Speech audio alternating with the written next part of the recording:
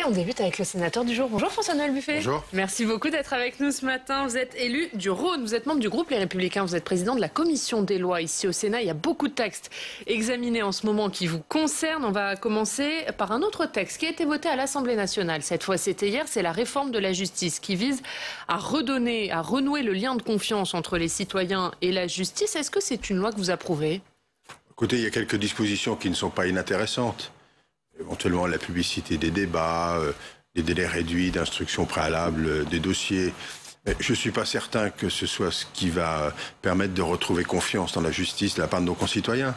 Je crois que la première mesure, c'est celle d'abord de l'exécution des peines, puisqu'on parle souvent de cela, et du fonctionnement de la justice civile. C'est le fait que nos concitoyens aient la certitude qu'une peine prononcée par un tribunal correctionnel soit exécutée rapidement dans de bonnes conditions et qu'elle soit efficace. C'est le fait qu'une décision civile soit rendue rapidement, sans difficulté et de manière efficace. Je crois que le vrai enjeu de la justice, c'est certes peut-être un peu le nombre de magistrats, c'est surtout le nombre de greffiers, ça c'est une certitude. Une numérisation qui est en panne, c'est archaïque ce qui se passe dans la justice. Et donc nous avons besoin de cet effort.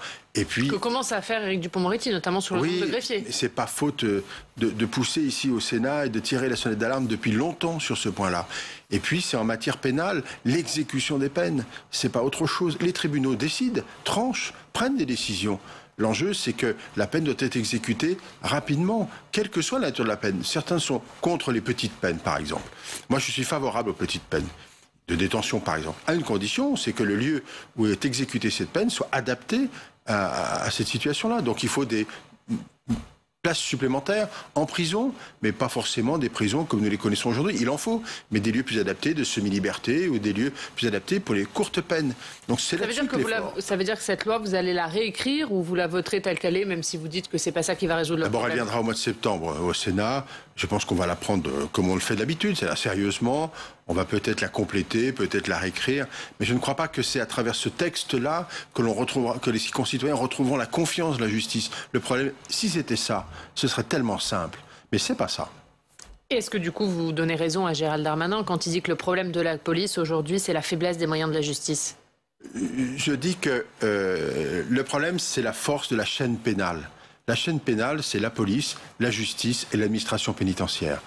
Et on mesure la force de cette chaîne à son maillon le plus faible. Et aujourd'hui, son maillon le plus faible, c'est l'exécution des peines, c'est la troisième partie. Et c'est en ça qu'on a une grande difficulté. Alors oui, je crois que la police a eu des moyens renforcés, très bien. La justice aussi, pour partie. Un budget qui a augmenté, c'est incontestable. Encore faut-il savoir à quoi il va vraiment servir. Et une partie exécution des peines qui est le maillon faible et la grande difficulté, et c'est là qu'il faut porter l'effort. Et là, le gouvernement ne travaille pas assez dessus? Je pense que c'est insuffisant. Quand on nous promet 15 000 places de prison au moment des élections présidentielles et qu'au bout du mandat, finalement, il y en a peut-être eu 2000 qui vont être construites, c'est une difficulté. Quand on vous dit que sur les peines prononcées inférieures à 2 ans, elles ne sont pas obligatoirement exécutées en détention, que le délinquant il considère que c'est pas très grave, tout va bien.